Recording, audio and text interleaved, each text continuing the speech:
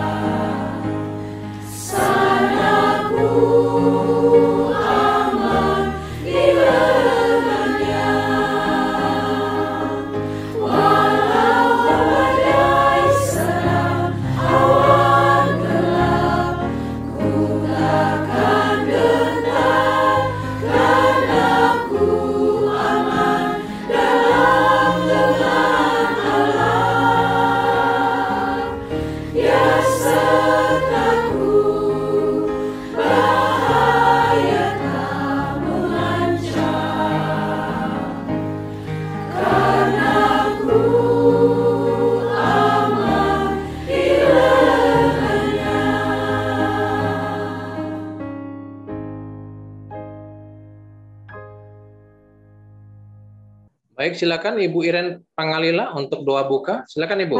Mari kita bersatu dalam doa. Tuhan Allah Bapa dalam kerajaan surga, pada saat ini Tuhan, kami datang di hadapan-Mu. Kami memuji memuliakan nama-Mu yang agung, sebab Engkau dengan kuasa-Mu yang besar sudah menyertai kami dalam sepanjang malam tidur kami hingga tiba pada siang hari ini. Kami boleh bersatu di Zoom meeting ini untuk bersama-sama belajar firman-Mu. Tuhan, biarlah kuasa-Mu itu juga yang penuh kekuasaan yang besar boleh menyertai sepanjang perjalanan acara ini dari awal hingga akhir. Tuhan, biarlah apa yang kami dengar dan apa yang kami bahas saat ini adalah hanya untuk kepujian dan kemuliaan bagi nama-Mu. Sertai acara ini dari awal sampai akhir, biar semua berjalan dengan baik. Berkati semua peralatan yang dipergunakan dan berkati pembicara, biarlah semua Engkau berkati menjadi kemuliaan kepujian bagi nama-Mu pada sepanjang siang ini. Kami mau serahkan segalanya dalam tangan-Mu, ampuni banyak dosa dan kesalahan kami. Dalam nama Tuhan Yesus kami berdoa dan ucap syukur. Amin. Amin. Terima kasih Ibu Pangalila. Baik, Bapak Ibu, saudara-saudara yang dikasihi oleh Tuhan Yesus, tiba saatnya kita akan masuk dalam diskusi pelajaran sekolah Sabat kita, di mana hari ini kita sudah tiba di hari Senin, yaitu 3 hari istirahat. Ya, pelajaran suka sahabat kita berbicara tentang pengalaman Yunus. Dan apa makna dari 3 hari istirahat? Untuk itu kita akan dengarkan pembahasan yang akan dibawakan oleh Pendeta Joseph Ringo. Namun sebelumnya kita akan dengarkan terlebih dahulu lagu tema kita, I Will Go.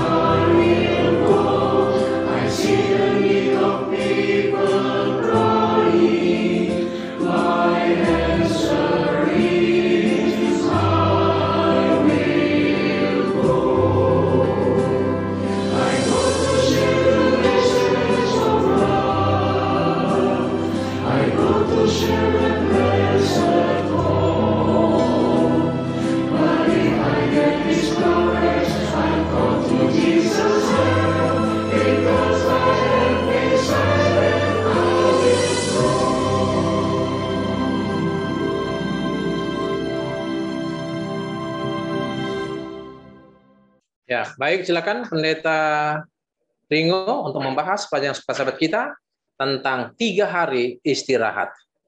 Selamat siang dan salam bagi saudara-saudaraku yang dikasihi Tuhan yang sudah hadir pada pertemuan Zoom kita pada hari ini, hari Senin ya, di mana kita dibawakan kepada sebuah judul yang sangat menarik dan unik barangkali. 3 hari istirahat ya. Apakah ini istirahat bagaimana? Nanti akan kita coba perhatikan. Juga saya ingin menyapa shalom dan salam sejahtera juga buat saudara-saudara yang ada di Facebook yang selalu rajin dan setia menunggu acara ini tiba pada waktu yang ditetapkan.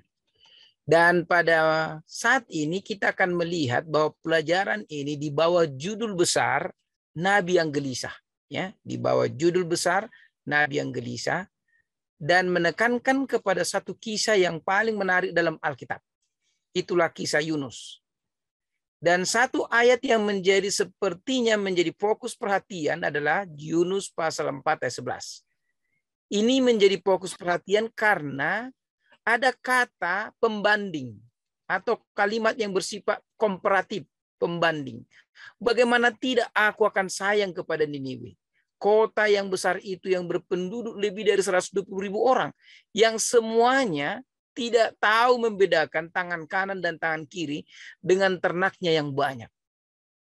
Artinya barangkali kalau pembicara ini atau orang yang mengatakan ini sebenarnya Tuhan yang mengatakan kepada Yunus tentang kekesalannya atas apa yang diperintahkan Tuhan kepadanya. Kenapa menjadi menarik kisah Yunus ini? Karena salah satunya nabi yang suka berargumentasi, atau mungkin katakan bukan suka barangkali, yang mau berargumentasi dengan Tuhan, yang dianggap oleh banyak orang bahwa Tuhan itu adalah pencipta yang harus ditakuti, dihormati, disegani, dan dituruti. Ya Yunus satu-satunya yang berani berdebat ya. Dia mencoba menguraikan isi pikirannya, bahkan berani mengambil keputusan yang berbeda dari apa yang Tuhan minta. Salah satunya dia lari dari panggilan Allah yang kemudian dipaksa oleh Allah. Saya katakan dipaksa karena Tuhan buat dia, walaupun dia lari ke sebelah timur, Tapi tujuan yang di barat tetap akhirnya dia tiba di situ tanpa dia sadari. Dan kemudian Nabi ini mengeluh karena disuruh pergi ke Ninive. Tentu kita akan cari tahu mengapa demikian. Nah, jadi saudara-saudaraku yang dikasih Tuhan, ada lagi yang lebih unik dalam dalam hubungannya dengan perintah yang diberikan Tuhan kepadanya, sampai dia mengatakan di dalam Yunus pasal 4 ayat 3, jadi sekarang ya Tuhan, cabutlah kiranya nyawaku, karena lebih baik aku mati daripada hidup. Nah, ini kisah ini kalau saudara baca dalam Yunus pasal 4, maka ada satu pohon ara yang tumbuh begitu cepat. Pada waktu itu terik panas siang membuat Yunus merasa sakit karena panas siang itu, tapi Tuhan tumbuhkan pohon ara, lalu kemudian begitu dia tumbuh, daun-daunnya begitu lebat dan bisa Yunus bernaung. Dan boleh saya bayangkan mungkin ada kedugaan bahwa kepalanya itu sudah sedikit botak, jadi ketika panas matahari itu menyengat, dia sangat menderita, tapi Tuhan tahu, lalu kemudian tumbuhkan pohon ara. Tapi sementara dia menikmati, tiba-tiba pohon ara itu layu. Dan kemudian dikatakan, jadi sekarang ya Tuhan, cabutlah kiranya nyawaku, karena lebih baik aku mati daripada hidup. Jadi ini menunjukkan kepada kita yang mungkin menggambarkan kita yang kurang mengerti makna dan maksud dari pikiran Tuhan terhadap manusia, ya. Dan dikatakan bahwa Yesus sendiri memiliki satu kutipan tentang kehidupan Yunus terhadap dirinya, ya. Karena di dalam Matius pasal 12 ayat 41 dikatakan, pada waktu penghakiman orang-orang Niniwe akan bangkit bersama angkatan ini dan menghukumnya juga, sebab orang-orang itu bertobat dan mendengar pemberitaan Yunus, dan sesungguhnya yang ada di sini lebih daripada Yunus. Kira-kira maksudnya apa Yesus menyamakan dirinya atau bahkan memberikan sedikit penggambaran seperti Yunus? Bahkan Yesus pernah mengatakan, seperti Yunus di perut ikan 3 hari 3 malam, demikianlah anak manusia akan berada di perut bumi. Artinya adalah apa yang dialami Yunus bisa berada di perut ikan tidak mati dalam tempo 3 hari. Demikianlah Yesus akan berada di perut bumi. Walau memang dia mengalami kematian, tapi bisa hidup kembali. Ini satu perkara yang luar biasa, saudara. Nah, kemudian berlanjut cerita itu, dia melarikan diri pada saat dia disuruh. Nah, saya belum pernah bisa bayangkan bagaimana seorang manusia yang sudah menjadi alat di tangan Tuhan, seorang nabi, bisa melarikan diri dari tugas.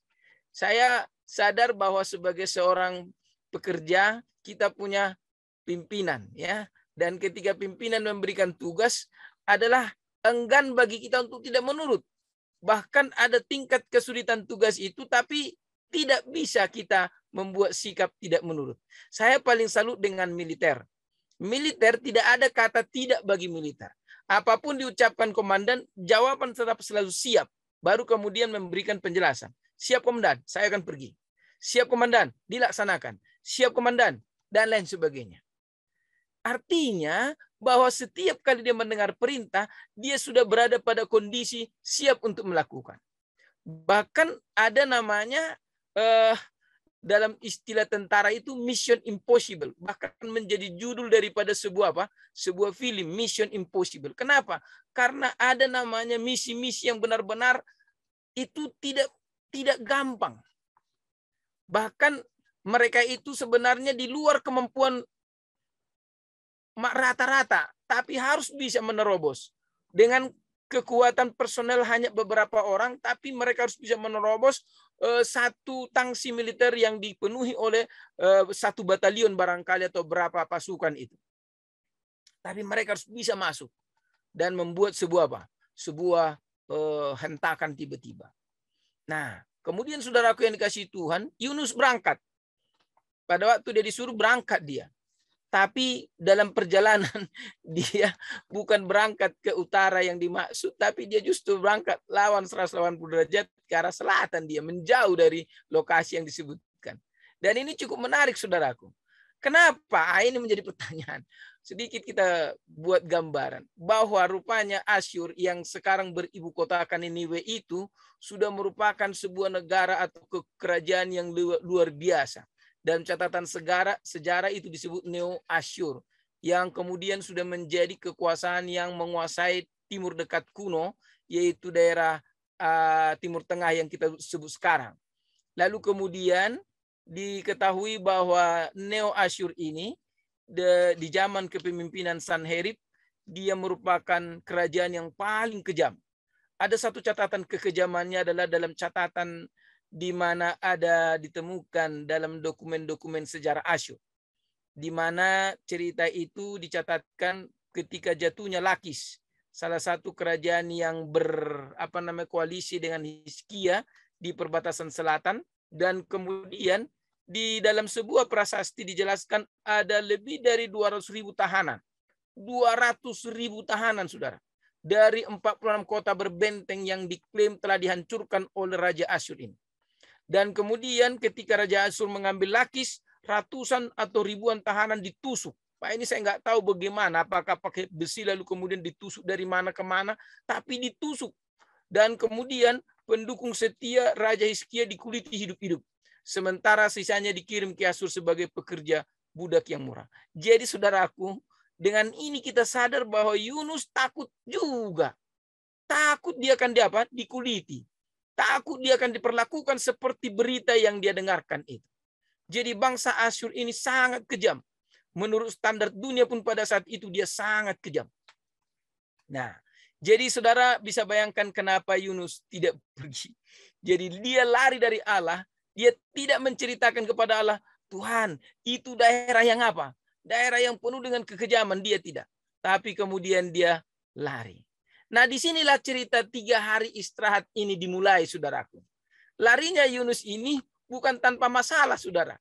Dia mencoba lari dan kemudian masuk ke sebuah kapal yang membawanya ke sebuah tempat yang lain. Dan di kapal itu dia juga melarikan diri dari kerumunan banyak orang, turun ke geladak paling bawah dan tidur di sana. Nah, ini dia. Dia tidur dan mencari istirahat dan melupakan semua yang menjadi beban pikirannya. Dia tidur senyenyak-nyenyaknya. Dan entah bagaimana itu cerita, pada waktu kapal sudah berjalan berada di tengah lautan, tiba-tiba badai datang menghampiri. Dan kemudian kapal itu tidak dapat berbuat apa-apa. Segala sesuatu yang dianggap membuat kapal ini jadi berat dan tidak bisa nanti dikendalikan sudah dibuang ke laut. Banyak harta benda yang kemudian harus dibuang dengan percuma begitu. Dan Yunus tetap tenang aja. Sama seperti Yesus juga mengalami goncangan laut pada waktu bersama dengan murid-murid menuju di Laut Galilea itu, menuju satu tempat. Yesus tertidur. Tidak tahu apakah Yesus tidak kepercik air atau bagaimana. Memang kalau di sini kan kapal ini digambarkan gede, sehingga dia turun ke geladak bawah. Tetapi Yesus dalam gambar itu tidak seperti itu, sampan aja. Jadi bisa dibayangkan percikan air itu tentu menerpa muka Yesus. Tapi saya tidak tahu apakah Yesus sengaja membiarkannya untuk menguji iman para muridnya. Kita tidak tahu itu. Dan ketika dia berada di dalam apa? Di dalam apa yang kita sebut dengan kapal itu, ditemukanlah dia, dan kemudian ada satu keheranan daripada pemilik kapal. Bagaimana engkau bisa tertidur sementara orang gelisah, berdoa, dan ingin mendapat apa? Pertolongan dari masing-masing Tuhannya. Tapi kau bisa tidur. Ada apa? Katanya. Dan kemudian Yunus berkata, sebenarnya semua ini terjadi karena saya. Loh, kenapa? Saya ini ditugaskan untuk pergi ke Niniwe. Tapi saya pergi ke tempat yang lain. Dan kemudian bagaimana ini ya? Kebingungan orang ini. Siapa yang tugaskan? Allah Maha Besar. Aduh, Allah yang Maha Besar lagi. Dia ini bukan seorang sembarangan. Dia ini nabi. Lalu kemudian dikatakan, gampang itu. Nggak usah gelisah kalian. Wah, dia kemudian mereka mendengar. Apa solusinya? Buang aku ke laut. Nggak ada orang yang mau mati. Tapi Yunus ini mau mati. Dan kemudian cerita 3 hari istirahat itu terjadi di perut ikan. Singkat ceritanya, dia dibuang ke laut. Walaupun agak berat hati orang mereka. Sampai ada yang mengatakan, ya dijauhkanlah kiranya akibat dosamu ini kepada kami. Engkau yang menanggung dosamu, dibuang di laut.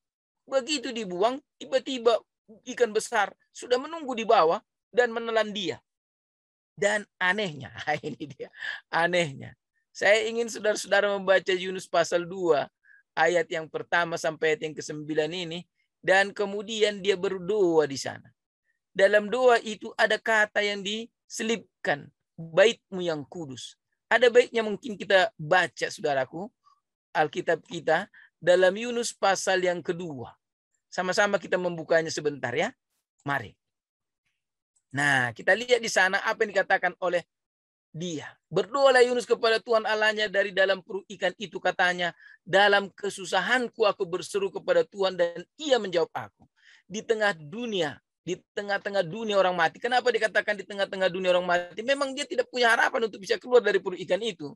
Dan saya merasa ada sesuatu yang unik terjadi.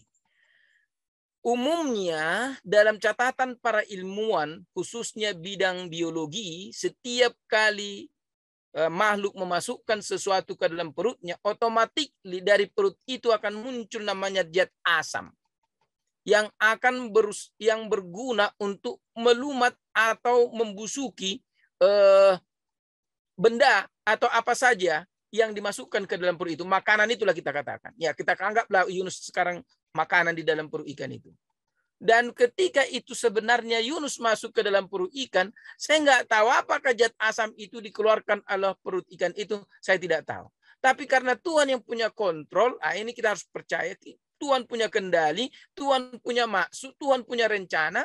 Kita nggak tahu bagaimana Yunus berada di perut ikan 3 hari, nggak dilumat oleh zat asam itu. Dan zat asam itu, saudara bisa bayangkan seperti kayak air raksa itu. Begitu dimasukkan langsung membuih dan habis dia.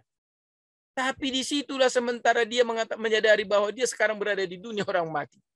Dan dia katakan, telah kau lemparkan aku ke tempat yang dalam, ke pusat lautan. Lalu aku terangkum oleh arus air. Segala gelora dan gelombangmu meliputi aku. Dia sadari, itulah yang pertama dia katakan. Dan kemudian ayat 4. Dan aku berkata, telah terusir aku di hadapanmu, di hadapan matamu. Mungkinkah aku memandang lagi bait-Mu yang kudus? Saya sangat terharu dengan apa ini. Kata mungkinkah adalah merupakan bagian dari pengharapan. Karena dia masih percaya kepada Tuhan. Dia masih memiliki keyakinan bahwa Tuhan itu berkuasa.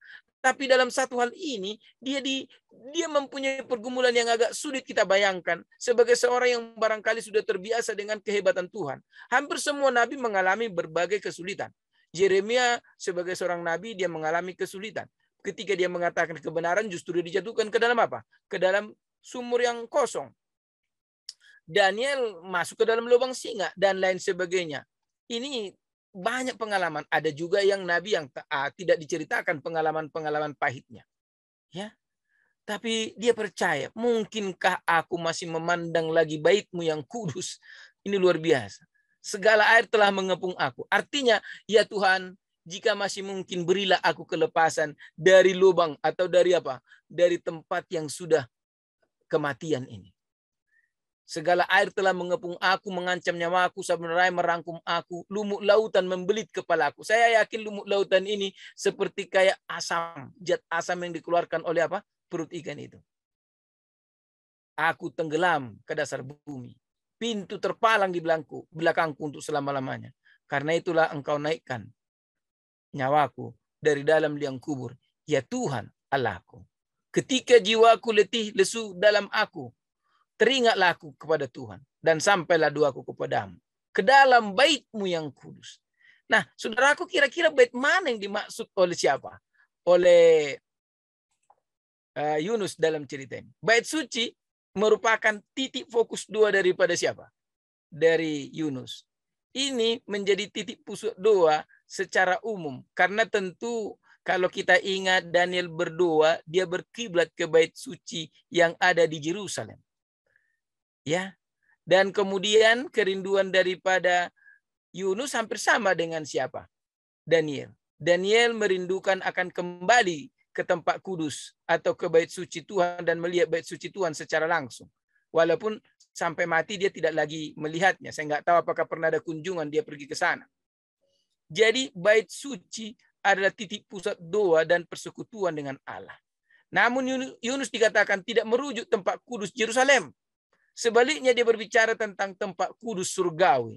Disitulah harapannya ada, karena disitulah Allah keselamatan, disitulah Allah dan keselamatan yang dia tawarkan sesungguhnya berasal. Jadi Yunus akhirnya memahami kebenaran penting. Dia mengalami kasih karunia Allah. Dari mana kita tahu?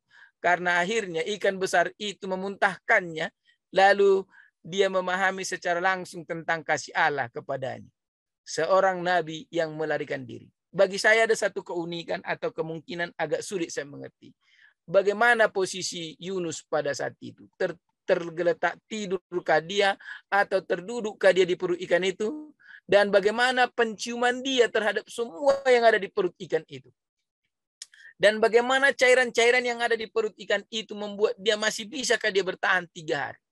Dan dalam istirahat 3 hari, sesuai dengan judul pelajaran kita 3 hari istirahat ini, disinilah Yunus melayangkan doa. Saudaraku, sekarang dia memutuskan untuk melakukan tugasnya dan menuruti perintah Allah. Akhirnya dia menuju ke Niniwe.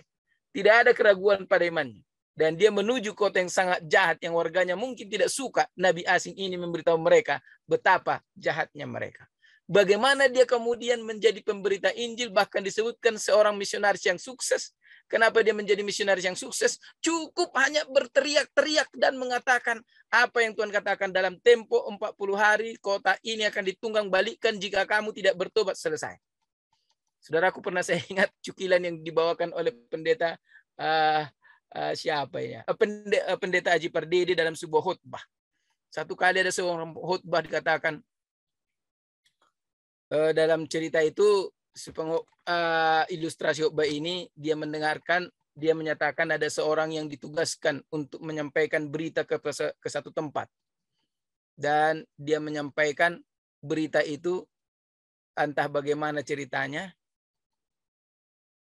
dia disuruh untuk menyampaikan berita bahwa akan ada Tuhan akan membunuh atau Tuhan akan membinasakan kalau kamu tidak bertobat. Kalau kamu tidak bertobat, kira-kira begitu. Jadi ketika dia berputar mengelilingi tempat seperti kayak Yunus ini, tiba-tiba dia mendengar berita hampir seluruh kota itu binasa. Lalu kemudian ada malaikat di sampingnya. Kok sampai hampir seluruh binasa kota itu malaikat? Iya, mereka semua ketakutan dengan kata-katamu, sehingga mereka semua mati ketakutan. Bukan karena pekabaranmu, tapi teriakanmu yang menakutkan itu. Saudaraku yang dikasih Tuhan, ada khotbah sekarang ini yang harus dipikirkan cara penyampaiannya. Jangan sampai khotbah itu yang lebih menakutkan daripada isinya. Sementara Yunus tidak tahu, dia tidak peduli dia mau menakutkan atau tidak, bagaimana isinya. Dia hanya katakan, kalau saudara-saudara seluruh penduduk kota Niniwe ini tidak mau bertobat, tapi besok ceritanya akan lebih seru, maka akan binasa. Nah, saudaraku, kita melihat di sini Yunus disebut misionaris berhasil karena ternyata tidak satu pun yang mati, semua bertobat. Dan dia pun menjadi susah juga karena itu. Nah, saudaraku yang dikasih Tuhan, 3 hari istirahat itu, apa yang dilakukan Yunus? Dia tidak dapat berbuat apa-apa. Dia hanya berdoa kepada Tuhan, seperti doa yang disampaikan dalam Yunus pasal 2, ayat 1-9, yang kita sudah baca tadi. Saudaraku, ketika saudara berada dalam kesulitan yang membuat saudara tidak bergerak dan harus berada di tempat itu, boleh jadi karena sakit, boleh jadi karena diopname. Apakah yang saudara lakukan? Dapatkah kita melihat dan membayangkan Yunus?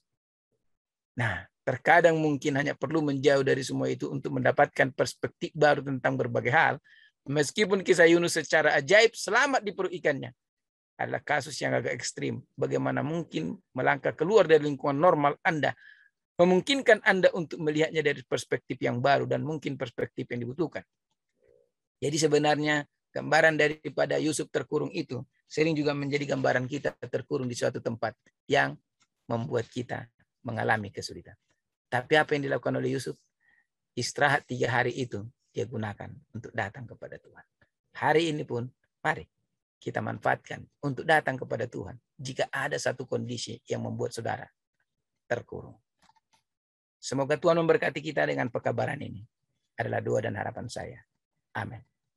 Amin. Baik, terima kasih Pendeta Yosef Ringo yang sudah menjabarkan materi pelajaran sukasebat kita pada hari Senin, yaitu 3 hari istirahat. Jadi Bapak Ibu yang mengikuti siaran ini melalui Facebook, Anda boleh menanyakan di ruang komentar, nanti akan dijawab oleh narasumber kita. Baik, sekarang waktunya di mana kita akan mendiskusikan pelajaran sukasebat kita. Jadi jika ada pertanyaan berkaitan dengan materi pelajaran yang sudah disampaikan tadi, Bapak Ibu boleh langsung memberikan pertanyaan atau bisa menulis di ruang chat. Ya, silakan jika ada yang ingin bertanya. Baik, saya bertanya dulu Pendeta. Silakan. Ya, berkaitan dengan 3 hari istirahat. Ya. Dalam penjabarannya ini juga dikaitkan dengan kematian Yesus selama 3 hari di dalam perut bumi atau di dalam kubur. Nah, kalau kita hitung-hitung, sebenarnya Yesus tidak genap 3 hari. Iya. Ya kan? Tapi kenapa ditulis 3 hari? Ya, ditulis Yesus berada di dalam perut bumi 3 hari. Padahal kalau kita hitung ya, itu jumlahnya belum genap 3 hari. Nah, kira-kira bagaimana ini penjabarannya? Kalau dikaitkan dengan 3 hari Yunus di dalam perut ikan. Silakan, Pendeta. Baik. Saudara-saudaraku, tentu kita ingin membaca dulu ayat itu dengan baik. Ada kata yang kita harus perhatikan dengan baik di situ, di mana dikatakan seperti Yunus ya, seperti Yunus berada di perut ikan selama 3 hari. Ya, ini dalam Matius 12:40. Mari kita baca. Sebab seperti Yunus tinggal dalam perut ikan 3 hari 3 malam, demikian juga anak manusia akan tinggal dalam rahim bumi 3 hari 3 malam. Jadi kata seperti ini, kalau saudara mau coba memahami arti kata seperti inilah saya digambarkan. 2 tambah 2 sama dengan 4. Tapi 2 tambah 2 tidak seperti 4. Dan 2 tambah 2 seperti 4 nggak boleh kita katakan. Tetapi 7 hari atau 7 tahun seperti 7 hari boleh. 1000 tahun seperti 1 hari boleh. Tetapi kalau 100 tahun atau 1000 tahun seperti 1 hari nggak boleh. Sama dengan 1 hari nggak boleh. Jadi penggunaan kata seperti itu adalah penggambaran tetapi tidak precise. Dalam istilah teknik ada namanya precise. Kalau precise itu kalau diukur dari segi mili tidak boleh kurang meleset sedikit pun supaya bisa dia match dan di press tepat begitu. Jadi kata seperti Yunus tinggal dalam perut ikan, sepertinya apa? Pertama, ada 3 nama hari. Yang kedua, dia berada di dalam perut yang Yunus ikan, Yesus bumi. Itulah sepertinya. Jadi nggak precise. Kalau benar-benar sama, maka perutnya harus sama-sama perut. Perut ikan ya perut ikan. Tapi di sini enggak. Di sana perut ikan, di sini perut bumi, rahim bumi. Di sana ada 3 nama hari, kalau Yesus ada 3 nama hari, tapi tidak apa? Lengkap, 3 hari 3 malam.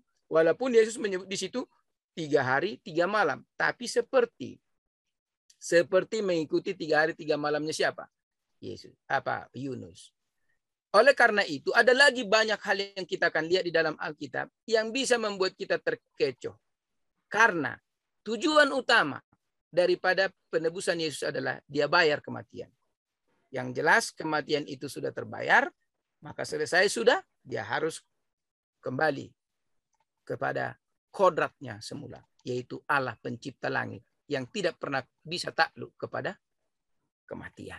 Nah, kira-kira demikian dulu penjelasan saya. Mungkin ada yang lain menambahkan. Terima kasih. Baik, terima kasih untuk penjelasannya. Mungkin ada yang ingin bertanya lagi atau ingin menambahkan. Bapak Manurung mungkin, silakan Pak Amir.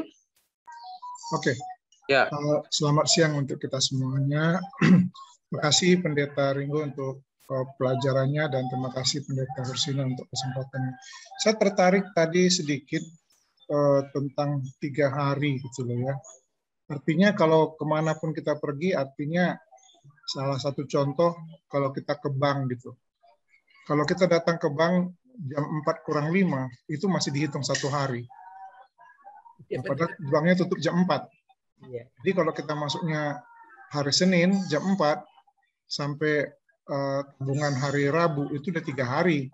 Jadi menurutnya hitungannya mau jam berapa pun dimulai itu masih di dalam hari itu gitu loh. Mungkin sedikit menanggapin itu. Tapi saya tertarik tadi tentang apa yang disampaikan Pendeta Ringo tadi, ketika kita menginjili gitu loh ya. Sering sekali KKR itu berhasil. Dia berhasil kena bilanglah baptisannya 100 gitu loh. Saya mau bertanya kira-kira, ini kan saya orang awam, berbeda sama mungkin hamba-hamba Tuhan yang mempunyai keterikatan dengan organisasi. Kira-kira definisi berhasil itu apa sih? Saya sendiri kalau hitung-hitung itu tidak pernah ngitung berapa baptisan yang telah kita dapatkan, tapi fungsi saya adalah sampaikan pekabaran itu, kapan dia dibaptis, di mana dibaptis, siapa yang membaptisnya, nggak terlalu pusing. Yang saya hiraukan adalah bahwa tugas saya menyampaikan pekabaran itu, tapi sering tergelitik saya mendengar dia sangat berhasil dalam KKR ini. KKR ini berhasil, nggak tahu patokan berhasil itu apa. Mungkin kira-kira itu pertanyaan saya Pendeta Joseph. Definisi berhasilnya kali ya. Thank you. Ya, terima kasih Pak Manurung. Jadi ini pertanyaan adalah berkaitan dengan keberhasilan dalam penarikan jiwa. Ya, apakah secara kualitas atau kuantitas? Jadi kalau secara kuantitas banyak, wah itu baru berhasil. Silakan Pendeta Yosef Ringo.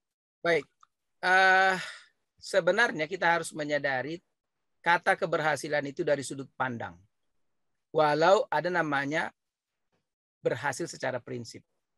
Sudut pandang daripada gereja Masehi ke-7 agak sedikit berubah.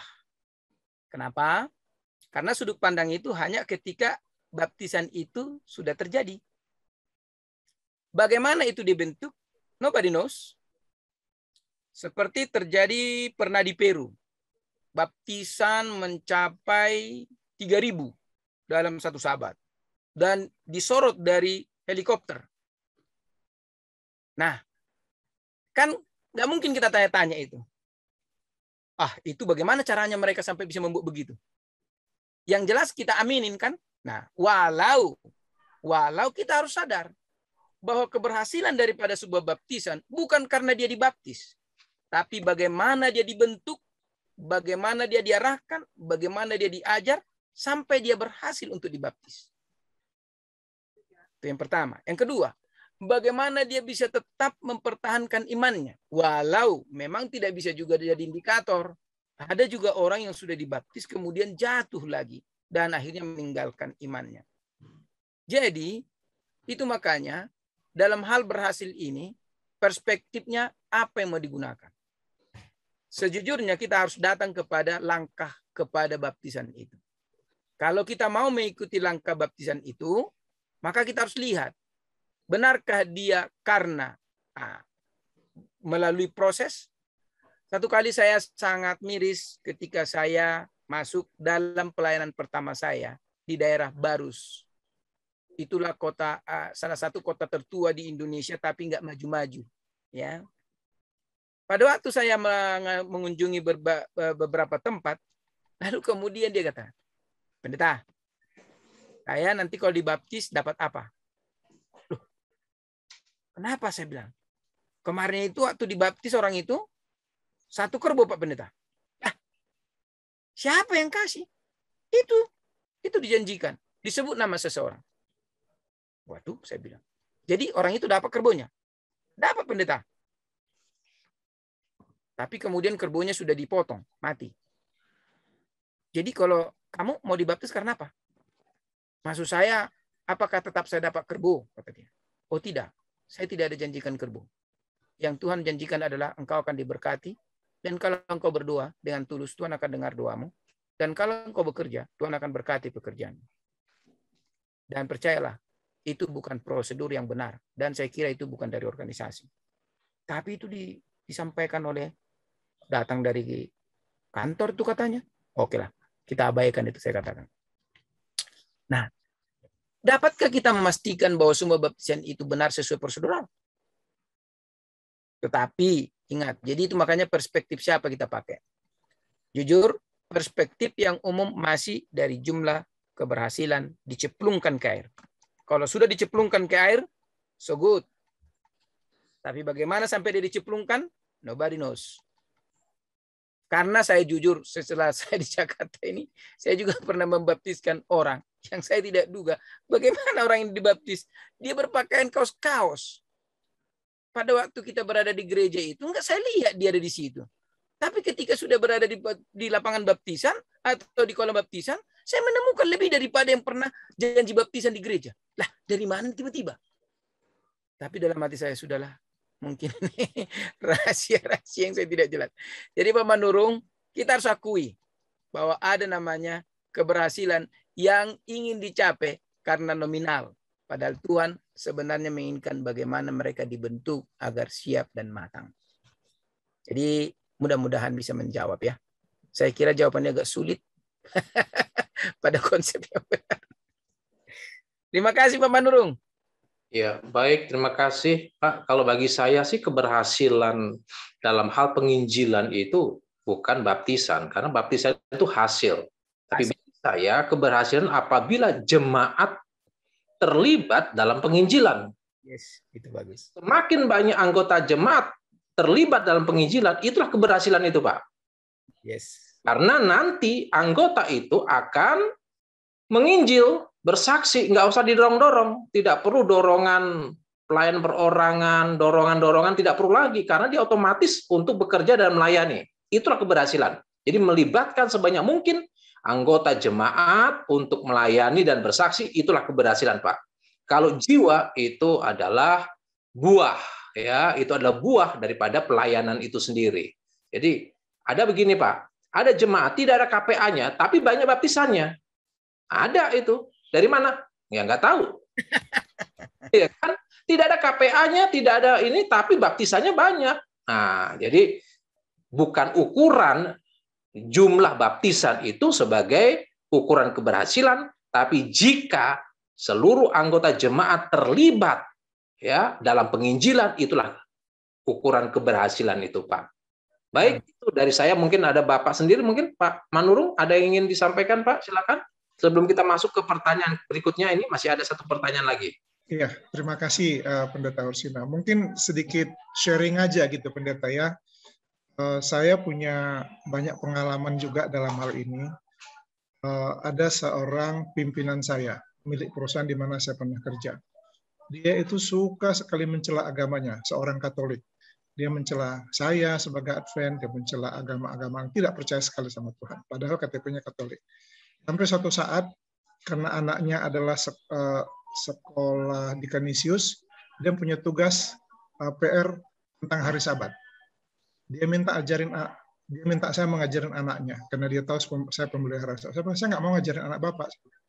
Bapak supaya Bapak dianggap hebat sama anak Bapak, saya ajarin Bapak. Saya bilang begitu.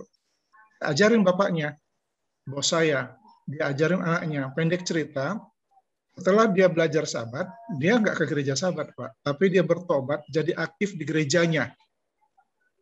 Aktif di gerejanya di gereja Katolik, gitu loh. Demikian juga teman saya Islam, jadi aktif. Jadi soleh dia lah di masjid, gitu loh, Pak. Jadi pengurus-pengurus lah mereka di sana. Nah, saya tahu, saya belum sampai di titik akhir keberhasilan, merasakan itu. Tapi bagi saya, paling tidak, istilah pengertian saya lah ini, pengertian saya, paling tidak saya sudah kembalikan dia ke juru selamatnya dia. Saya Islam itu saya sudah kembalikan dia kepada agama yang benarnya. Jadi menganut agamanya kembali kepada dia.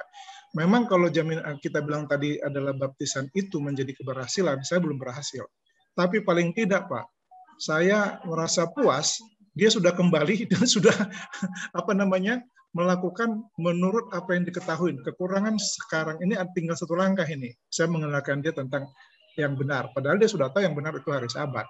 Ya, hanya kembali ya banyak sekali kita mau perjuangkan orang di hari Sabat, cuman gagal kita memelihara jiwa mereka. Kenapa? Di pergumulan-pergumulan mereka lah. Apalagi kalau kita sudah bicara bisnis ya Pak Pendeta ya, itu nggak gampang ya, nggak gampang. Nanti ada cerita yang lain lagi bagaimana Romo sudah baca Kemenangan Akhir dan segala macam. Dia bilang, this is the best book yang saya pernah baca. Ya, saya percaya semua ada isinya. Cuman kamu tahu kan posisi saya sebagai Romo.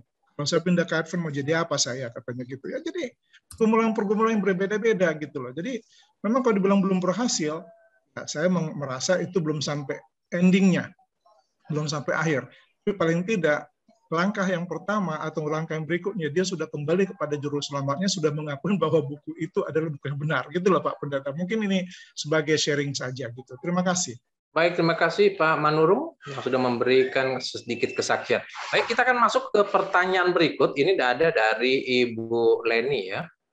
Pertanyaannya seperti begini. Yunus ditelan ikan besar. Mungkinkah itu ikan paus? Nah, silakan. Mungkinkah itu ikan paus? Silakan Pendeta. Pertanyaan dari Ibu Leni Sitompul ini.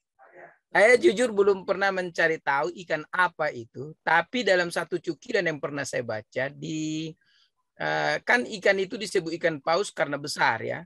Kata-kata itu disebut ikan paus karena besar. Lalu kemudian juga ikan itu memiliki kelebihan daripada ikan yang lain karena ikan yang bertulang belakang, kan begitu ya. Lalu kemudian saya lupa di mana saya baca, memang sudah lama sekali dikatakan bahwa ada ikan yang ditemukan, apakah dari majalahnya Saksi Jehovah itu ya. Saya semua buku saya bacain ya.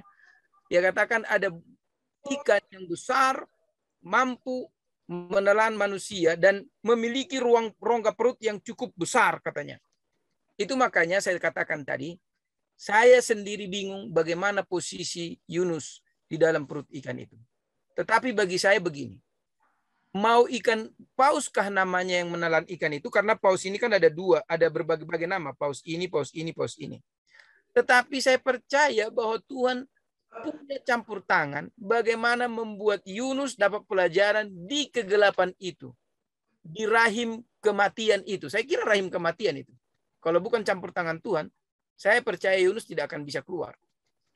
Dan dengan itu disadarkan dia bagaimana Allah begitu perhatian kepada manusia dan tidak pernah mendendam kepada kebejatan, kekejaman, kesadisan yang pernah dilakukan oleh satu bangsa. Asalkan bangsa itu mau bertobat. Dan intinya nanti adalah kalau bangsa itu sudah diamarkan tetapi tidak mau bertobat, maka keadilan Tuhan tetap akan dijalankan. Nah, kira-kira begitu. Jadi apakah paus dia binatang itu? Saya tidak tahu Ibu, tapi yang jelas itu adalah ikan yang besar yang mungkin sama dengan paus, bahkan lebih besar dari paus yang pernah kita lihat. Demikian dulu jawaban saya Ibu. Terima kasih. Baik, dari beberapa terjemahan ya kitab kita, mereka tidak memberikan nama ikan itu, hanya menyebut ikan besar. Ada dikatakan ikan yang sangat besar ya, beberapa terjemahan. Dalam bahasa Ibrani gadol. Ya, itu hanya digambarkan sebagai ikan yang besar. Nah, mungkin pada zaman penulisan Alkitab belum ada nama ikan itu. Apakah ikan dinosaurus? Nah, ya kita nggak tahu juga, tapi disebut ikan yang sangat besar, gadol, galdol bahasa Ibraninya. Ya, jadi mungkin kenapa disebut ikan paus? Nah, itu supaya untuk mempermudah kalau kita cerita sama anak-anak tahu ikan paus bukan paling besar. Nah, jadi itu. Tapi memang ada ikan paus yang sangat besar. Ya, paus apa itu? Paus biru ya, paus biru itu paus yang sangat besar. Gitu Bu ya, hanya disebut ikan besar. Gitu aja ya. Oke, mungkin Ibu Leni ada referensi untuk itu? Baik, terima kasih Pak Pendeta. Saya tertarik membahas ini karena saya seorang guru. Ya, jadi sebenarnya paus itu tidak tepat disebut ikan ya, tapi karena dia hidup di air disebut ikan. Dia itu adalah mamalia. Ya. Mamalia. Dan kenapa kayaknya kalau menurut saya Yunus cocok di dalam perut paus karena paus itu bernafas dengan paru-paru. Jadi paus itu harus naik ke atas laut. Dia ada seperti lubang di punggungnya itu. Di atas kepala ya benar. Mengeluarkan karbon dioksida dan menghirup oksigen. Jadi maksudnya di dalam perut ikan itu Yunus tetap bisa menghirup oksigen di satu sisi. Dan paus ini adalah binatang yang berdarah panas. Artinya suhu tubuhnya tetap panas. Walaupun dia di dalam laut yang sangat dalam, ya, dia itu tetap suhu tubuhnya panas. Ini pelajaran IPA ya. Pelajaran IPA SD, kebetulan karena saya guru.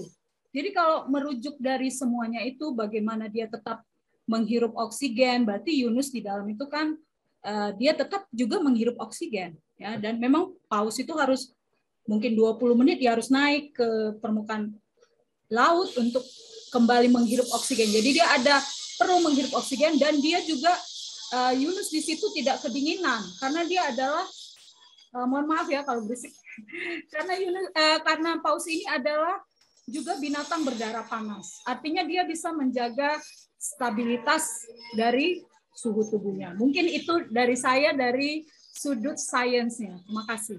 Baik, terima kasih Ibu Leni Sitompul. Puji Tuhan, yang pasti bukan dimakan ikan hiu ya. Bukan ikan hiu. Oke. Baik, terima kasih. Karena waktu kita sudah selesai, Pendeta Ringo boleh memberikan closing statement. Baik, sebagai closing statement dari saya adalah yang pertama, ingat Tuhan tidak akan pernah gagal mempengaruhi kita atau mencoba menggunakan kita sekali dia pernah menggunakan kita. Kecuali penolakan itu ultimate. Yang pertama. Yang kedua, Allah juga tidak pernah akan mengurung niatnya untuk mengampuni orang dalam kapasitas dosa yang mungkin teramat berat. Jadi di sini Yesaya 1 ayat 18 itu benar-benar menjadi kenyataan. Dari kalimat ayat inti atau ayat hafalan kita, bagaimana mungkin aku membinasakan mereka yang sudah bertobat. Artinya, ketika Allah melihat dosa, dia sangat inginkan yang pertama adalah bukan dosanya yang dilihat, orang itu selamatkan. Caranya bagaimana? Suruh utusan. Dan dengan demikian, jika kita misalnya dalam kondisi marah, dalam kondisi ini, atau dalam kondisi di mana kita lari daripada Tuhan, lalu ada kesempatan untuk kita bertemu dengan orang yang disuruh Tuhan untuk mendatangi kita, buka pintu hati, supaya kita diselamatkan oleh Tuhan. Tuhan memberkati kita. Amin. Baik, terima kasih Pendeta Yosef Ringo yang sudah memberikan closing statement untuk menutup diskusi pelajaran sekolah sahabat kita pada siang hari ini. Selanjutnya kita akan dengarkan lagu penutup dan doa tutup nanti akan dilayangkan oleh Pendeta Yosef Ringo.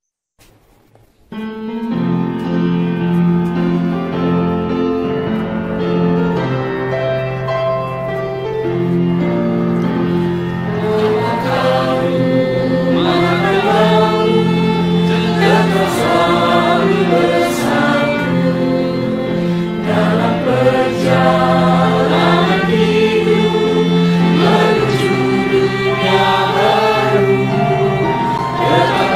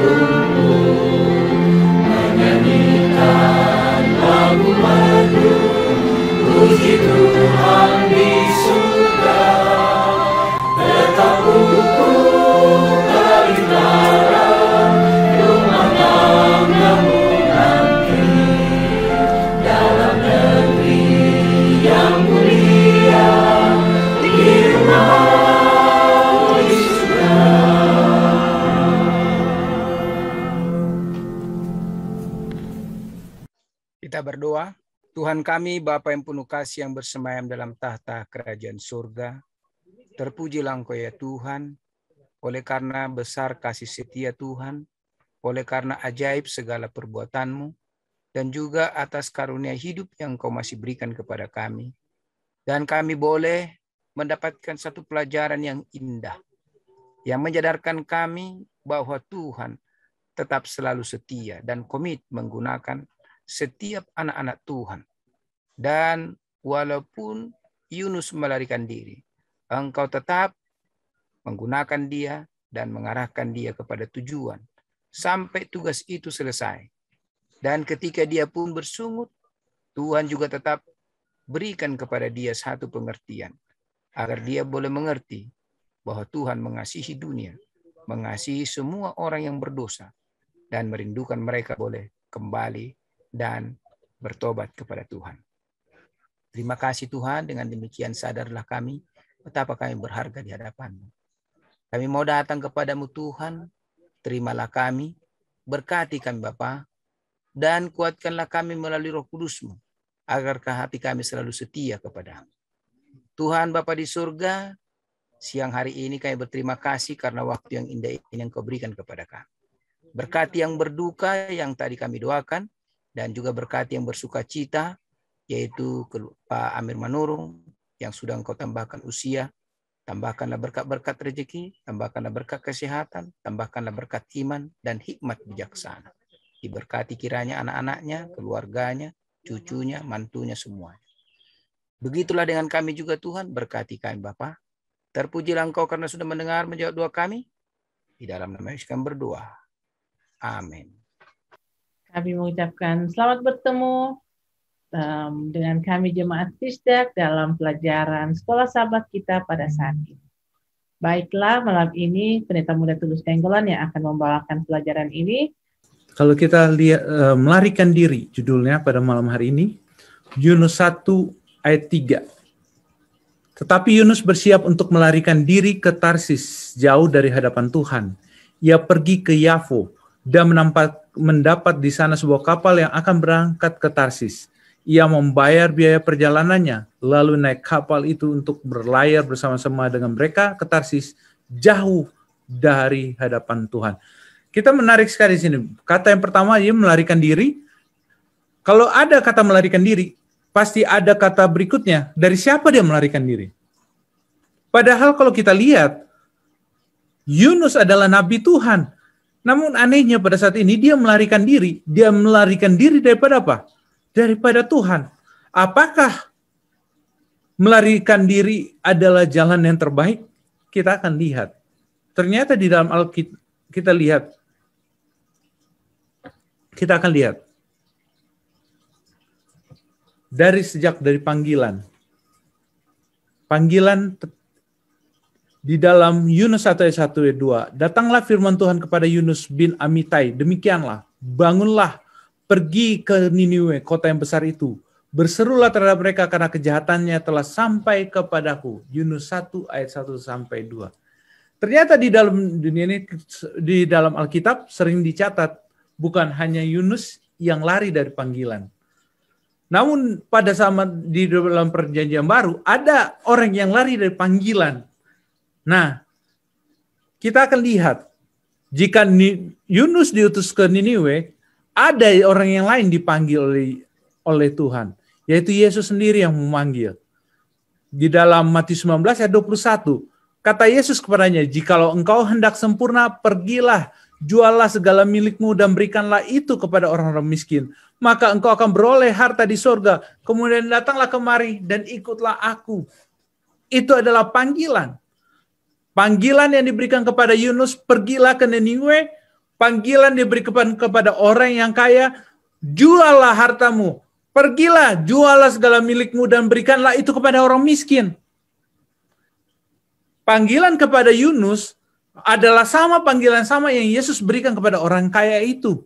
Jika ingin kamu hendak sempurna, pergilah, jualah segala milikmu dan berikan itulah kepada orang miskin. Kenapa panggilan ini sama? Kan berbeda. Ke Niniwe itu menginjil, ini hanya berbagi. Saudara, panggilannya ini adalah sama. Kenapa? Karena panggilan ini adalah memiliki tujuan yang sama. Tujuan yang sama adalah dan latar belakang yang sama. Latar belakangnya adalah panggilan kepada Yunus dan panggilan kepada orang kaya adalah panggilan kepada orang yang tahu betul siapa itu Tuhan. Dan dia tahu bahwa Tuhan adalah yang memprovide, yang memberikan semuanya. Dan mereka adalah orang-orang yang melakukan hukum Tuhan. Kalau kita lihat latar belakangnya dalam Matius 19, kita lihat bagaimana orang kaya itu berkata bahwa dia melakukan semua hukum, udah dia lakukan perintahnya. Dan Yunus bukanlah nabi yang sembarangan. Kalau kita dilihat di dalam 1 Raja-Raja pasal 2 Raja-Raja 14 ayat 25 yang mengatur, saya tidak taruh sini, 2 Raja-Raja 14 ayat 25, dia adalah nabi yang pernah sukses. Dia adalah nabi yang pernah diutus Tuhan. Ini adalah panggilan keduanya. Sebelumnya dia sudah pernah dipanggil dan bekerja dan melakukan tugasnya dengan sukses. Namun pada saat dia menerima panggilan ini, dia di panggilan sebelumnya dia telah menyelesaikannya, dan panggilan ini sikapnya berbeda. Kita lihat apa yang Yunus punya sikap adalah sikap yang sama dilakukan oleh orang kaya itu. Tetapi Yunus bersiap untuk melarikan diri ke Tarsis, seperti ayat inti tadi, melarikan diri dari ke Tarsis jauh dari hadapan Tuhan. Jauh dari hadapan Tuhan. Kenapa harus jauh daripada Tuhan? Dia tahu dia nggak bisa lari daripada Tuhan, tapi dia coba lari. Dia pikir dia bisa lari daripada Tuhan. Sama dengan orang kaya ini, dia tahu siapa Tuhan. Makanya ketika orang muda itu mendengar perkataan itu, pergi ya sedih. Sebab banyak hartanya. Dia tahu bahwa orang kaya itu tahu apa yang harus dia lakukan sebenarnya. Membagi. Tugasnya dia tahu apa yang harus dia lakukan. Dan Yunus tahu apa yang harus dia lakukan. Tapi dia coba lari dan orang kaya itu pun coba lari. Pertanyaan, apakah sikap Yunus ini ada di dalam kehidupan kita? Ada. Sama dengan orang kaya dan sama dengan Yunus, kita pun suka bersikap seperti itu. Bertindak yang sama. Pada saat Tuhan memanggil kita untuk bekerja, kita bilang, Tuhan, kita katakan seperti tadi malam, kita tolak dengan segala alasan yang kita miliki. Tuhan, ini bukan saya, ini bukan tugasku, pilih orang lain. Ini adalah sikap panggilan seluruh rata-rata umat Tuhan. Pergi. Apa yang menyebabkan kita seringkali menolak panggilan itu? Matius 6 ayat 33. Tetapi carilah dahulu kerajaan Allah dan kebenarannya, maka semuanya itu akan ditambahkan kepadamu. Seperti bacaan persembahan kita berturut ini. Semuanya intinya, apa yang paling kamu utamakan? Siapa yang jadi first di dalam kehidupan kamu? Yunus, kenapa gagal dalam panggilannya? Karena dia mengutamakan dirinya bukan Allah. Dan orang kaya, kenapa dia gagal melakukan apa yang diperintahkan oleh Yesus? Karena dia mengutamakan dirinya, hartanya daripada Allah. Tuhannya bukanlah Tuhan, melainkan hartanya. Sangat disayangkan. Apa yang terjadi dalam kehidupan Yunus hampir dan orang kaya yang bertemu dengan Yesus itu sebuah pelajaran yang sangat baik bagi kita. Kenapa? Mereka semua adalah orang yang sudah hidup sesuai dengan Tuhan punya apa? Hukum. Dan kalau saya dapat katakan pada saat ini adalah hal yang sama yang terjadi dalam anggota gereja Messiah Adventist ke-7. Kenapa? Orang kaya itu melakukan semua perintah Tuhan, 10 hukum. Tapi apa yang Tuhan katakan? Tidak cukup. Pergi, bagikan. Sama dengan Yunus. Apakah dia melanggar 10 hukum? Tidak. Tapi pada saat Tuhan suruh pergi, lari dia. Hal yang sama kita. Kenapa itu bisa gagal? Kita bisa saja melakukan 10 hukum, 10 perintah itu kita lakukan. Dengan doktrin kita lakukan. Kita bilang percaya. Tapi kegagalan yang utama adalah pada saat kita tidak menempatkan Tuhan yang terutama dalam kehidupan kita. Makanya dalam Matius 6:3 katakan, tetapi carilah dahulu kerajaan Allah dan kebenarannya. Yesaya 66, carilah Tuhan. Tuhan yang pertama. Letakkan Tuhan yang terutama di dalam kehidupan kita. Kenapa? Ada apa kalau kita meletakkan Tuhan yang terutama di dalam kehidupan kita? Ada sebuah panggilan dalam Matius 11 ayat 28 sampai 30. Marilah kepadaku semua yang letih, lesu, dan berbeban berat.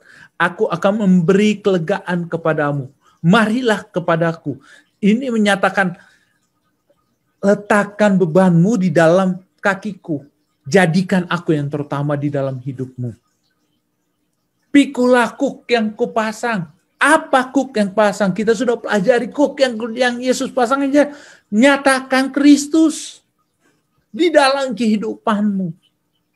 Apa yang kau miliki adalah pemberian Tuhan, bukan milikmu.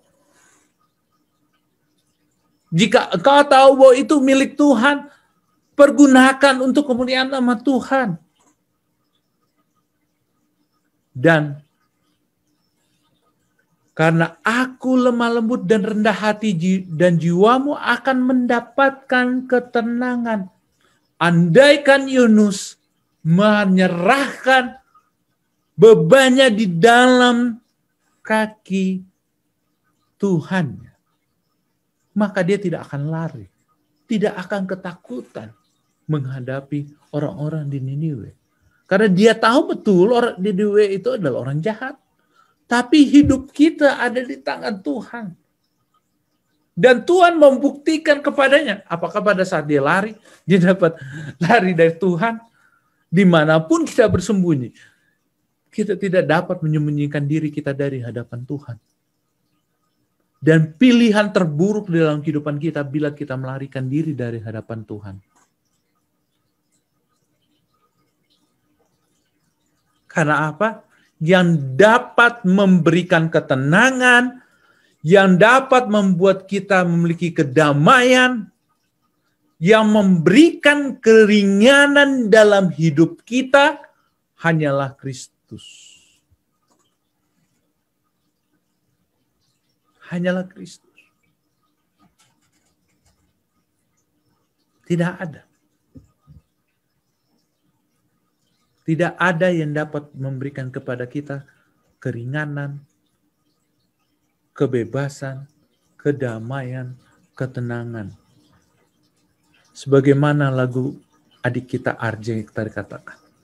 Kita punya Allah, Allah kita itu tidaklah gagal.